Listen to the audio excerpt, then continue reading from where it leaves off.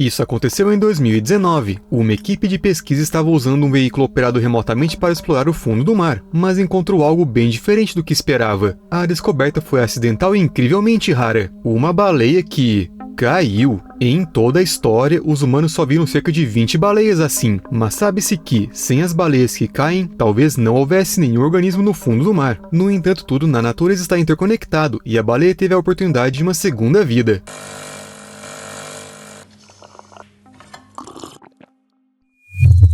Ah, antes que eu me esqueça, já sabe, né? Só um recado, sem insistência como sempre. Não se esqueça de deixar seu like, só isso. Mas o que foi que aconteceu durante a exploração do fundo da Baía de Monte Rei? Os cientistas baixaram um aparelho na água para filmar um jardim de polvos e fazer a leitura de diversos dispositivos. Já até fizemos um vídeo sobre esses lugares há algum tempo, portanto não vamos nos deter nos polvos. Afinal, a descoberta dos pesquisadores foi realmente surpreendente. Em vez de um local de reprodução para cefalópodes, eles viram no fundo do mar um banquete, reunido em torno de uma baleia morta. Bem, em torno do que restou da baleia. Quando os pesquisadores encontraram o esqueleto, ele tinha apenas um pouco de carne e tubos vasculares. Dada a raridade das quedas de baleias, os cientistas e pesquisadores se consideram incrivelmente sortudos por terem encontrado uma delas, ainda mais em um ambiente onde é possível conduzir observações. A baleia foi encontrada a uma distância de cerca de 3.000 metros da superfície, o que nem é tão profundo. Depois de analisar os restos mortais, os cientistas chegaram à conclusão de que o animal caiu há cerca de 4 meses. Havia um mínimo de carne e tecido vascular, mas você deve estar pensando, as baleias são enormes, não é possível que seja tão difícil descobrir onde elas morreram? Bem, na verdade é sim. As baleias podem ser grandes, mas comparadas ao tamanho dos oceanos elas são minúsculas. Prever onde um animal morrerá e depois chegar lá para observá-lo é no mínimo muito difícil. Isso se for realista. Portanto sim, os cientistas tiveram muita sorte, e ainda mais porque chegaram lá a tempo. O corpo da baleia estava em um estado que não foi possível identificar visualmente a espécie de imediato. E isso não é nenhuma surpresa, pois se trata apenas de um esqueleto. Quem não sabe que os esqueletos de baleias são assim pode pensar que encontrou algum monstro pré-histórico. Mesmo assim, os pesquisadores conseguiram chegar a uma conclusão. Supõe-se que seja uma jovem baleia cinzenta ou uma jubarte, espécies que costumam ser caçadas por orcas nessa área. Era jovem porque tinha entre 4 e 5 metros de comprimento, enquanto os adultos dessas espécies atingem de 14 a 17 metros. Mas mesmo uma baleia relativamente pequena como essa é suficiente para entusiasmar não só os cientistas, mas também as criaturas marinhas. Centenas, talvez milhares de animais se reuniram nessa área atraídos pela queda da baleia. E para a baleia, essa é essencialmente a única oportunidade que ela tem de encontrar criaturas que vivem em profundidades que ela não consegue alcançar. Mas o que é exatamente o processo que os cientistas chamam de queda de baleias? De certa forma é bastante simples. Quando uma baleia morre no mar, seu corpo afunda até o fundo e começa a se decompor. É um processo biológico normal. No entanto, a queda de baleias é uma espécie de prêmio máximo para as espécies necrófagas de águas profundas, pois uma baleia morta se torna uma importante fonte de alimento para todo o ecossistema. Importante e muito duradoura, o que é particularmente bom em águas profundas, onde pode ser muito difícil obter comida. Por um tempo, geralmente alguns dias após a morte, a baleia pode flutuar na superfície do oceano ou próximo a ela devido ao acúmulo de gases. Mas depois a carcaça, arrastada pelas correntes oceânicas, acaba afundando e geralmente aterriza a grandes profundidades e dá aos ecossistemas de águas profundas uma fonte concentrada de alimentos. É pouco provável que a própria baleia tenha pensado nisso, mas ela ganha uma segunda vida como alimento para pelo menos 100 espécies. E essas são só as conhecidas? Veja bem, há muitos animais no fundo dos oceanos sobre os quais não sabemos nada. Mas os cientistas calcularam que no Pacífico Norte, por exemplo, as quedas de baleias contribuem para a sobrevivência de pelo menos 2.490 organismos que pertencem a 43 espécies. Em um único esqueleto, às vezes, podem ser encontrados mais de 30.000 organismos. E sua nutrição é um processo muito duradouro. A carcaça de uma baleia pode sustentar um ecossistema por 100 anos. 100 anos! Uma baleia equivale a um século de existência confortável para todo um ecossistema. O banquete que começa após a morte da baleia ocorre em várias etapas, o que não é muito surpreendente, considerando o quanto pesa uma baleia. Uma baleia azul, por exemplo, pode pesar até 200 toneladas. E imagina só a quantidade de alimentos que há nela. Pode levar muito tempo para que uma baleia se decomponha completamente. E esse processo é ainda mais lento nas águas mais frias do mar profundo sob pressões mais altas. Em geral, quanto mais fundo, mais tempo uma baleia durará. Normalmente a queda de baleia se divide em etapas, sendo que algumas delas duram meses e outras duram anos. Há também etapas sobre as quais os cientistas não sabem nada sobre a duração. Como eu disse, é muito raro que eles consigam observar esse processo em tempo real. De modo geral, são 5 etapas. A primeira dura de alguns meses a 5 anos. Vamos lá, a baleia começa a afundar. Nesse momento, animais necrófagos que nadam livremente, como peixes macrorídeos, peixes bruxas e tubarões, devoram os tecidos moles da baleia. Tudo entra em jogo, inclusive as abundantes reservas de gordura. Os dentes afiados das criaturas marinhas arrancam facilmente a carne dos ossos das baleias. Entre esses necrófagos também podem estar isópodes gigantes que se enterram no corpo da baleia. Eles parecem com enormes besouros que podem ser encontrados em um jardim. Eles são acompanhados por multidões de anfípodes necrófagos, parecidos com pulgas da areia. Esta visão... bem, não é para todos. É um processo natural, claro, mas ainda assim não é agradável. É interessante notar que, sem os necrófagos, as baleias podem permanecer intactas na água por anos e até décadas. Isso acontece em profundidades muito grandes, pois os tubarões não costumam nadar por lá. Porém, sem eles e outros grandes necrófagos, o processo não prossegue. Aparentemente, eles são necessários para iniciar a primeira etapa, durante a qual as baleias perdem sua integridade. Ao mesmo tempo, a queda de baleias em oceanos rasos pode ser concluída em 1 ou 2 anos. Elas simplesmente serão devoradas muito rapidamente. Mas voltando à nossa protagonista, que supõe-se que seja uma baleia cinzenta ou uma jubarte. As baleias cinzentas geralmente ficam a profundidades de 5 a 15 metros, e com menos frequência descem até 30 a 35 metros. As jubartes gostam de águas mais profundas, por isso nadam em torno de 80 metros, às vezes fazendo mergulhos de até 616 metros. No entanto, a carcaça que os cientistas encontraram estava a uma profundidade de cerca de 3.000 metros, um lugar onde nenhuma das espécies jamais nadaria em vida, e portanto nunca teria encontrado as criaturas que vivem lá, se bem que é melhor nunca encontrar algumas delas. Por outro lado, é nessa profundidade que é possível ver polvos de águas profundas, os quais se alimentam das mesmas coisas que a baleia, crustáceos, vermes e moluscos. Em seguida, vem a segunda etapa, que dura de alguns meses a 2 anos. Demora cerca de 2 anos para que o tecido mole das carcaças de baleia se decomponha completamente. Bem, os tecidos que ainda não foram comidos durante a primeira etapa. É aí que entra em cena um grande número de poliquetas, crustáceos e outros organismos menores, para quem os predadores evisceraram a carcaça. Ao mesmo tempo,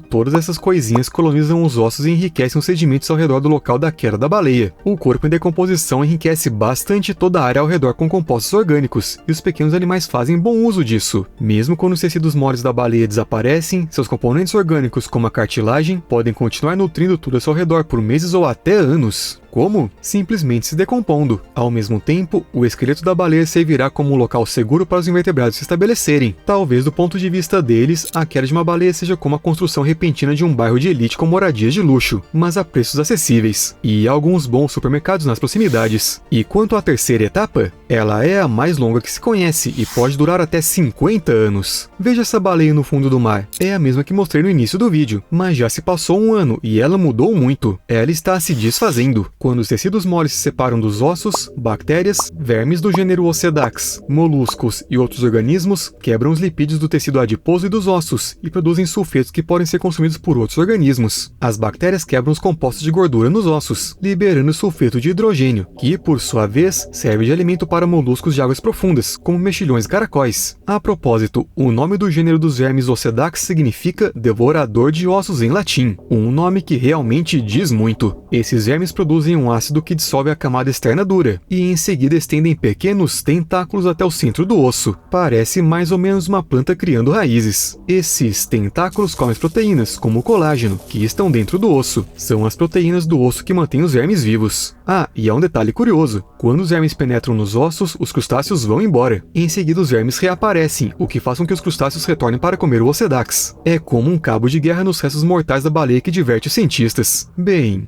os cientistas geralmente são caras muito divertidos. Então chega a quarta etapa da queda da baleia e ninguém sabe dizer quanto tempo ela dura. Em parte porque as quedas de baleias têm sido estudadas há apenas algumas décadas e as informações são muito escassas.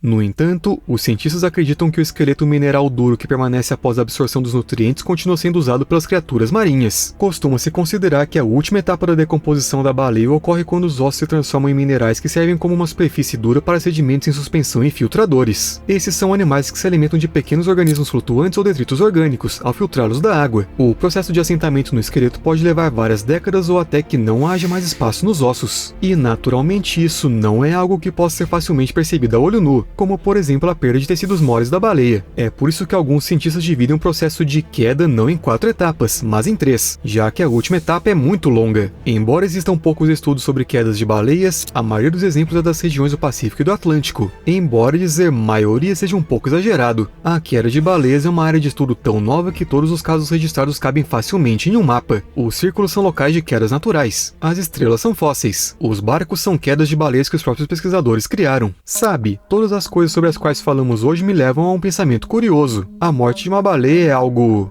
bacana? Peraí, isso não significa que eu odeie baleias ou algo assim, mas a queda de uma baleia pode ser comparada a um oásis no meio de um deserto árido, que sustenta a vida onde talvez ela não pudesse existir. Acompanhe o raciocínio. O sistema alimentar da maioria dos seres vivos começa com o sol. As algas e as plantas fazem fotossíntese para transformar a luz solar em alimento. Em seguida, os animais comem essas plantas e algas para sobreviver. Alguns animais são comidos por outros animais, um pouco maiores. É a cadeia alimentar, você já sabe. Ela funciona tanto na terra quanto na água, só que a luz do sol não chega ao fundo do oceano profundo. Não há luz nenhuma lá, e se não há luz, não há fotossíntese. A cadeia é interrompida antes mesmo de começar, portanto, quase todos os alimentos nas profundezas do oceano vêm basicamente da água acima, que sob a ação das leis da física afundam gradualmente. A quantidade de plantas e algas que acabam no fundo do mar não oferece suporte suficiente para a diversidade da vida. É por isso que são necessários animais grandes, que possam levar uma quantidade igualmente grande de alimentos para as grandes profundezas. O que o fundo do mar costuma consumir em tempos normais é chamado de neve marinha. Trata-se da lenta deriva de muco, bolas fecais e partes de organismos que afundam da superfície da água. Não é muito. Em algumas semanas de banquete ao redor de uma baleia morta, os animais do fundo do mar obtêm a mesma quantidade de alimento que normalmente obteriam da neve marinha ao longo de anos ou até décadas. Não parece muito saudável passar fome por tanto tempo e do nada obter grandes quantidades de alimentos. Mas a verdade é que é assim que as criaturas do fundo do mar vivem, sempre entre a fome e o banquete. Eles escolheram a vida no fundo do mar e se adaptaram a ela, e o frio ajuda a desacelerar seu metabolismo. Assim, depois de se banquetearem com a carcaça de uma baleia, todos esses seres das profundezas do mar podem ficar sem comer por cerca de 1 ano e se sentir bem. Pra ser sincero, tenho um pouco de inveja deles. Agora, vamos voltar ao mapa que mostra onde as baleias caíram. O que quer dizer quedas que os próprios pesquisadores criaram? Eles por acaso estão matando baleias? Não, é claro que não. Mas como você deve se lembrar, é praticamente impossível testemunhar a morte de uma baleia no oceano e acompanhar todos os processos que se seguem. É muito mais fácil recriar situações de queda. Por exemplo, em 2004, uma baleia azul morta apareceu na costa de Monte Rey, na Califórnia. Os cientistas viram isso como uma grande oportunidade. Eles esperaram até a maré alta, para que a própria água fizesse a carcaça flutuar. Amarraram-na a um navio e a puxaram para a água. Depois prenderam um peso à baleia e a afundaram. Foi assim que os humanos começaram a aprender sobre a queda de baleias em detalhes. Basicamente sobre tudo isso que contei hoje. E embora seja interessante para a ciência afundar baleias, isso nem sempre é possível por uma série de razões. Minimamente porque é um processo de transporte bastante complicado. Isso sem mencionar que é preciso encontrar uma baleia morta primeiro. Portanto, alguns cientistas usam substitutos para estudar os processos de alimentação dessas criaturas do fundo do mar. E os substitutos, nesse caso, são jacarés. Os cientistas realmente pegam um réptil morto, levam-no para o mar aberto e depois o afundam com pesos. E que tal colocar vacas mortas no fundo do mar? O esquema é o mesmo. Animal morto, mar aberto, pesos, tudo isso para estudar a queda. E como poderia ser de outra forma se as baleias são tão raras?